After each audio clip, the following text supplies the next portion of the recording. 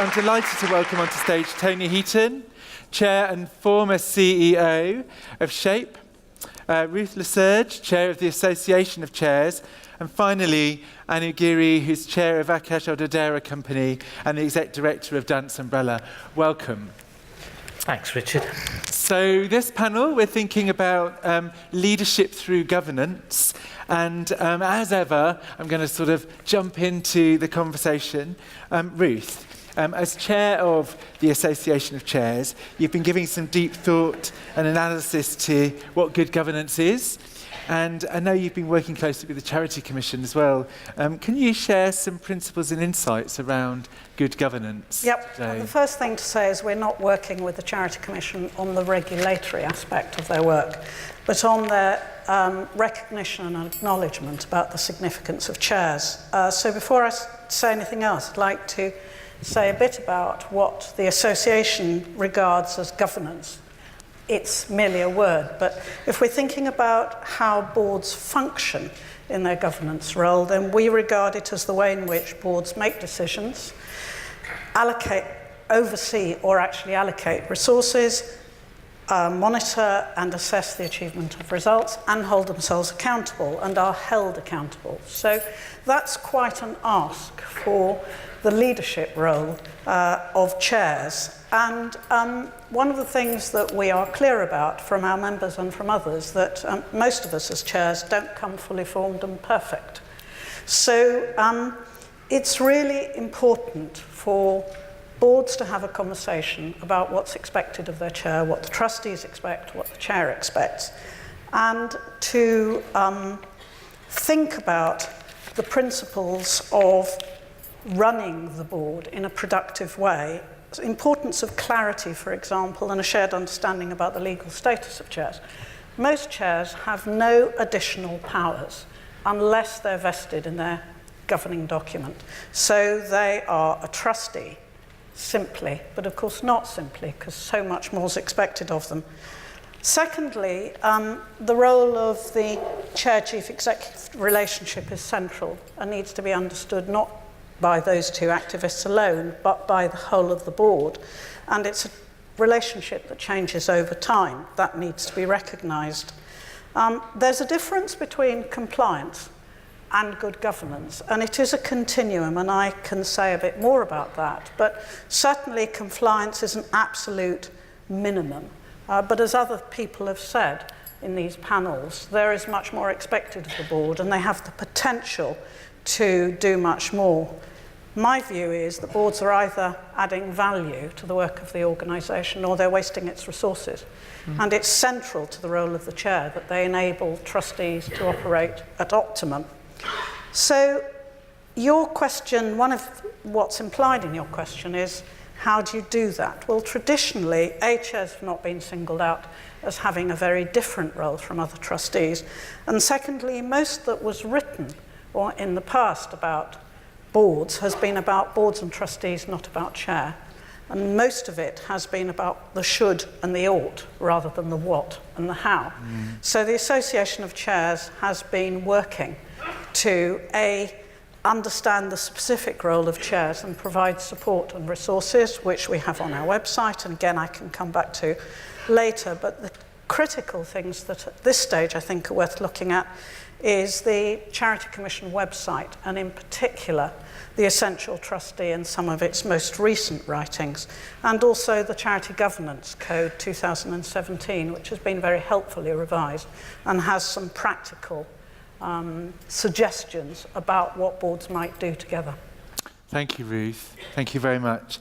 So we're going to come back to you and hear a little bit more about that work and some other advice and guidance you might give us. But in the meantime, Tony, you've recently moved, haven't you, from being CEO of SHAPE to becoming the chair of SHAPE? Yes. So that's quite an interesting shift. What prompted that unusual move, and how's the transition gone? How are you feeling as chair? Well, we don't do things by halves at SHAPE. So, one of the critical things for any organisation is change of chief executive. Yeah. And we said, OK, time to move chair and chief executive. But it was as much serendipity as strategy, really. And three things came together at the same time. SHAPE had reached the grand old age of 40 as an organisation, so we wanted to celebrate that. But also Pauline Tamlin, our chair, had done her 9 years as chair. So our constitution says 3 lots of 3 years, and that's your lot. So Pauline had to move on, and we knew about this, you know, in board away days, and when we talked to trustees about it when I was chief executive. So we had to think about how we were going to find a new chair for the organisation.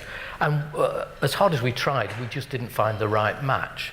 Part of our discussion, and many people out there will know Pauline, she's very persuasive. And one of the things that I talked about is what I was going to do next. And I reckon 10 years as chief executive is as long as I wanted to be there. I work in 10-year business plans for Toner Heaton PLC, and I reckon that was moving on time for me. So again, I'd have these discussions with Pauline. And then she just threw it in, you know, when I was least expecting it. Lifting the coffee cup to my, she said, well, you could be the chair. You know, I thought it was a mad idea at first, but, you know, I was also moving out of London, so I couldn't just pop in the office and say, look, you know, this is how we do it. So I was fairly distant away. So it seemed like a good idea, but of course then we got to recruit a new chief executive. And we went through the process of doing that. We had an internal candidate, David Heavey, who's out there now, and I recruited David in as the director of the National Disability Arts Collection Archive. So we knew him at SHAPE, and he was settled in, and he was doing a good job.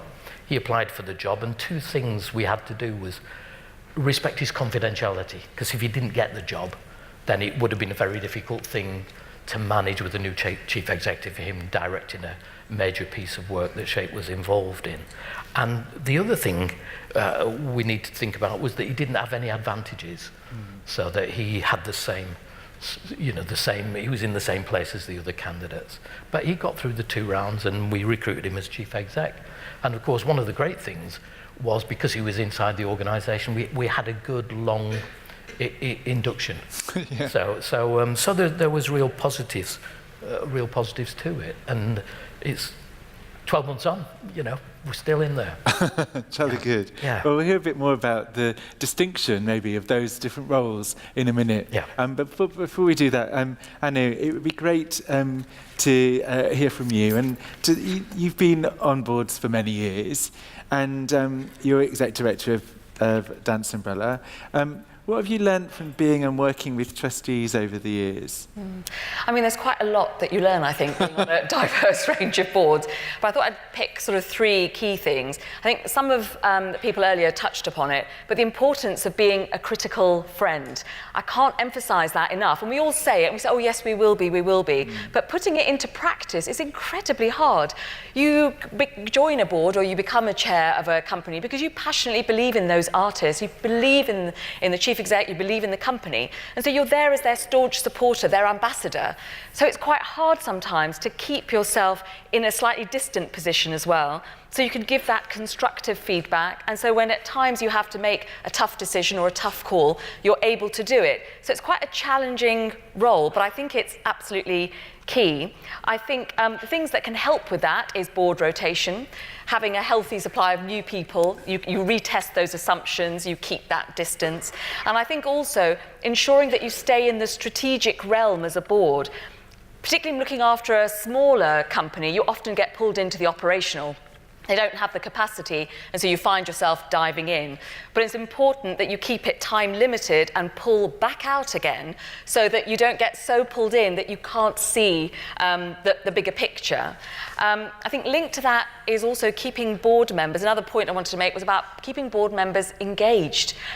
Engaged in the meetings. We've all been to those meetings. We've been sent like a big Bible of something to read, which you cannot digest. You get to the meeting, and then the executives spend the whole time repeating that back to you.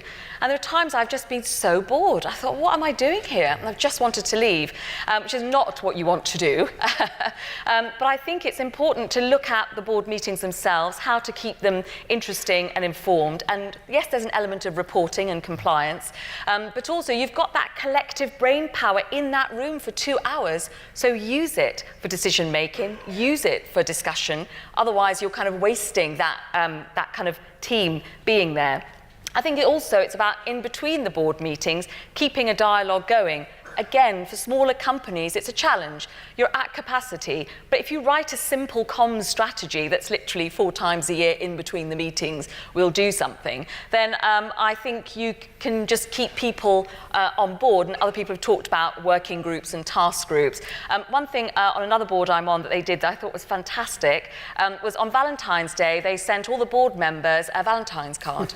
It didn't have an ask, it didn't have a do something, it literally said, we love you, thank you for being on our board, and with a personal note from the chief exec that was very authentic and real. That was the One Dance UK board, actually, I will give them a shout out for that. But it was such a simple thing, but it made us all feel incredibly loved and cared for, and that we were doing a good thing. So it doesn't always have to be a complicated, long essay of an email, it can just be a simple card. And finally, the importance of being transparent on boards. And by this, what I mean is each other. You often have a dialogue as a trustee with the chair, and you have it with the exec. And you don't always have it with the board around you, because you only meet 4 times a year. And I think it's important. Sometimes I've been on boards and I think, well, I'm at every board meeting. I've been to all the first nights. I'm on a working group. And other board members I don't quite see doing the same thing. And so I sit there slightly resentfully and feeling a bit taken for granted. And chances are they probably are doing something else, but I can't see it. It could be they're landing a big donation somewhere and I don't see it. So it's the importance, I think, as a chair, to make sure the board members know what all the other board members are doing, so you don't feel taken for granted. Thank you very much indeed. So Ruth, can you share some advice, perhaps building on some of the advice that Annie's just shared around improving and making sort of effective change to your governance? If there are people here today who are thinking, there's some shifts that we need to make, where might they start? How might they do that? Well, a couple of things I do want to pick up from what you've said. One is to do with trustees acting as volunteers, and there's a need for real clarity when the chair or trustees are in their governance role and have oversight of the organisation and the chief executive and the senior team, and when they're acting as a volunteer role. And in my role as chair of the association, I do a substantial amount of operational work. It's clear to me that when I'm in governance mode, the executive director is accountable to me on behalf of and the board.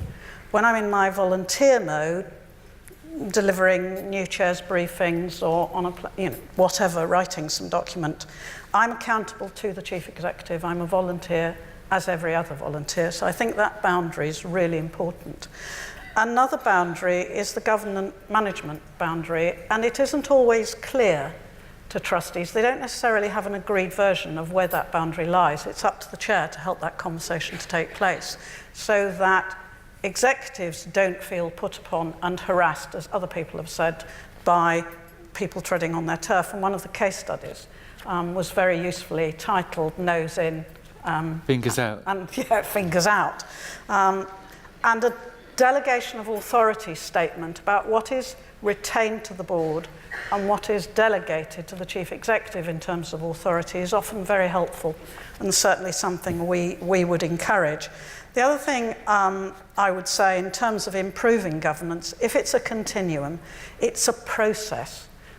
Training isn't going to fix it, and the board doesn't get fixed. It's a development process. And so programming into your 12 or 18 months schedule and calendar events which are about board development learning is quite a simple way to get people to up their game. And an example of that, I would say, is this whole business of boards reviewing themselves, which there's usually a kind of silent groan about, both on boards and when you're talking to chairs and trustees. So what we would say is, don't do nothing. Do something simple. If you only ask collectively as a board at the end of 12 months, what did we do well, and what do we learn from that? What did we hope to do and actually didn't do well or failed to notice, and why? And what do we learn from that? And what does that lead us to plan to do next year? So it's a looking back in order to look forward. You don't have to do a sophisticated one, but it's essential to do something. Thank you so much. And you referenced that case study. I'd like to thank Steve and Martin from Royal and Derngate for putting that case study together. Noses in, fingers out. It's a really nice development of some new practice and ways of working at Royal and Derngate to enable clarity of role, both for chair, trustees and the executive. Could I just add in terms of the honest conversation? Sometimes it's the difficult conversation that chairs need to have. And some chairs, A, are not very good at it, and B, don't want to do it. That doesn't mean it doesn't need to be done, but in some organisations and boards that I've worked with, there is a vice chair or a senior independent trustee who has that internal to the board role, where the chair might want to have a more promotional, championing, external focus. So there isn't one fits all, but it's always possible. It's really useful. Thank you, Ruth. So, Tony, you're chair of SHAPE. Indeed. You've been there for 12 months. Just now, we kind of got to that point in your story. So now, what are you noticing as being the major distinctions between the roles of chair and CEO? Kind of, you've got this unique... Yes. Well, I was relieved this morning to hear Nick Sirota say that it's not necessary for chairs to be wealthy. It came There's a sigh of relief around the auditorium. a great relief. And I was sort of minded to a story. Well, a younger member of staff, David and I have been on transitional roles for a couple of months, and I attended a SHAPE event, and this young person said to me, "Tony, it's great to see you. You're looking 5 years younger." Oh, that's great. I'm a new role. And then she looked at David and went, "David, you're looking 5 years older." And so that's one of the major major distinctions. I feel like we should put the house lights up and have a look at David, but we haven't got time. We've got the ice creams to think about. Yeah. So I mean, I'm not in the thick of it, delivering, and that's David's role in the operational side. So I'm mindful that my job isn't around delivery. It's more about governance. It's more of a helicopter view in many ways, see the organisation, but also see SHAPE within the wider context. And I think when you're chief executive, you sort of are in the thick of it. And I think the chair can be sort of a step out of it and sort of see things and draw people in from the wider context to help deliver the work we have to do at SHAPE, really. So it's more outward looking, and I think for my role as chair, it's a sort of more orchestral role in a way. And what I'm trying to do with the board is to really get them engaged in the business. What I don't want is me and David to have a dialogue around a board table and people sort of nodding or frowning. I want, I want to, and I deliberately bring my board in to say, okay, what do you think about that? So and so, what do you think about that? How, so we get that external viewpoint, and we don't have the board members of staff, board members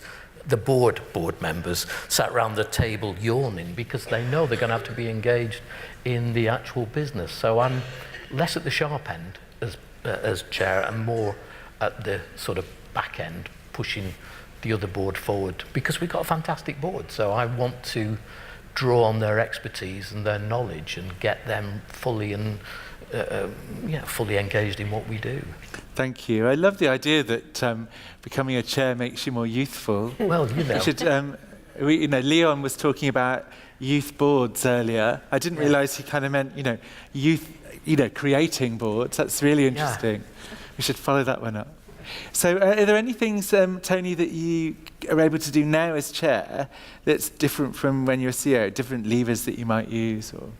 Well, I wonder if I could be more candid in my views, because I'm less seen to be connected with SHAPE. So I want to try and use the platform as chair to say some of the things that might be slightly less palatable. Yeah. And there's no doubt about it that disabled people have faced the brunt of the austerity agenda that's being pushed by current government. And when it's very difficult to see how people can engage with the arts when they're having the benefits removed, when they have real problems getting access to public transport, trying to find a job in the current environment.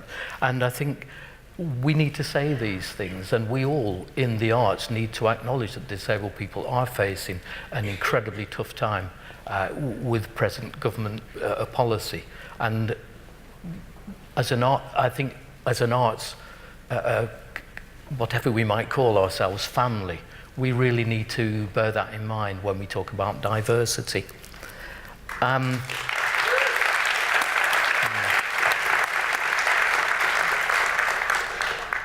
I think the other thing I've got to do on David's behalf is not say, well, this is what we used to do in my day. Yeah. You know, so I'm very, very mindful of always thinking very carefully of not saying, this is how we used to do it. And I think we've developed a really good working relationship where I really let him contact me when he needs to talk about things. And I try to always be there to kick that thing around. So we are in contact with each other on a very regular basis. And I think that's probably... Thank you. Yeah. So I love the fact that you're feeling more youthful and more outspoken. You're making this sound like a really great role. So I think it's really hard for a chief executive to be non-diplomatic. Yeah. So I feel I can criticise funders, including the Arts Council, in a thoughtful and positive way. Darren, Nick, you know. And I feel that, you know, the negative impact of that criticism won't necessarily fall on the organisation. Yeah. I do think sometimes we are terrified to be critical because we're biting the hand that feeds us. And that is a difficult relationship. Absolutely. And, thank you. I'm going to ask for... you're stopping me before I say something really critical. Well, I wouldn't want to stop that at all. But I would like to hear a little bit more from Anu, just about, in some ways, this feels like it builds on that point about, you were talking earlier about sort of transparency, knowledge, getting the processes and approaches right in boards. And I was wondering what you're a new chair, I was wondering what you've put in place in terms of the board that you're now leading, kind of born from the lessons of the past for you. Could you say a little bit about that? And we're tight on time, so this is a 1-minute answer, and then we'll be wrapping up for ice cream. I think there's a couple of things. I think induction is a key thing. Just throwing an induction pack isn't enough. Because it's a huge stack of information again that you can't absorb. On one board I was on, they did a very good thing where they invited us, there was two of us who were new, and we went in for a whole half day, not only spoke to the chief exec and artistic director, but each of the department heads, marketing, fundraising. It was just really useful. You could ask all those questions that you just didn't really know, all the dumb questions. So when you got into the board, you didn't feel alienated, and that first meeting, you felt you knew what was being discussed. Otherwise, it would be quite alienating. I think also as a board, we are going to set ourselves goals for the year. What are we going to achieve? And ask the executive to hold us to account, because it's important that, exactly as you said, that we say what we're going to do and see if we do it. I'm very passionate about finance, and I want to make sure every member of the board has a good working knowledge of our budgets. It is not okay to say, I'm not very good at finance.